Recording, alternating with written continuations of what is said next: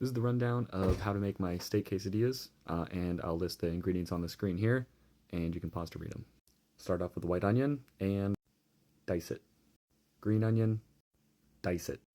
Combine and set aside for later.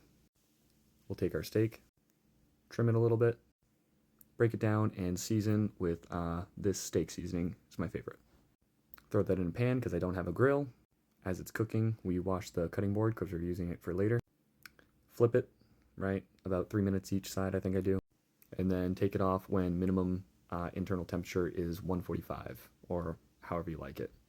We don't clean the pan. We leave the seasoning in the pan to cook the vegetables in. Vegetables go in the pan. Water added to the vegetables. Cover and let it simmer for 10 minutes or until about like 3/4 of a cup of water evaporates. Now we prepare to portion the steak, right? So we take our food scale, zero it, dice up the steak after it's rested for 5 minutes or so, and this number right down here, we'll actually use that to portion our steak. So since this makes 6 quesadillas, right, I take a little off the back here, and I say, all right, 21 divided by 6 gives us 3.5.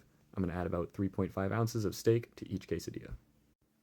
This is what the vegetables should look like when they're done, and they're phenomenal, especially if you keep the seasoning in. Throw those back in the bowl you were using for them. Grab our quesadillas, put them all on a plate like this. And this is where the recipe can differ. I'm using the full-fat mozzarella, just because my diet allows for it, and fat's an important macronutrient, and I want the fat in my quesadillas.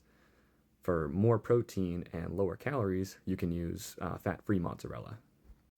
We'll portion out 2/3 of a cup, because that's like the minimum amount of cheese you need to make it all stick together. Portion out just under 3.5 ounces of steak, because that's what our calculations gave us. And then this is the setup for the quesadilla, right? You got 1 layer of cheese, steak, vegetables, 2nd layer of cheese, fold it over. And then we sear it, whatever you do to quesadillas, to melt the cheese, make it all stick together. You know it's about done when you can see that cheese actually melting. Flip it, and then each side will look pretty much golden brown like this, and you're pretty much done. Set the seared quesadillas aside for later. Pull out some tin foil. You're going to need 6 sheets for 6 quesadillas, and then wrap them up, freeze them. They're good for at least 2 weeks, is as long as I haven't eaten them for, but they're probably good for longer than that. There they are in the freezer, next to my burgers, and you're done. That easy. And make sure you clean up after yourself. I live with a roommate, so keep your stuff clean for them, and if it's not for them, keep it clean for you.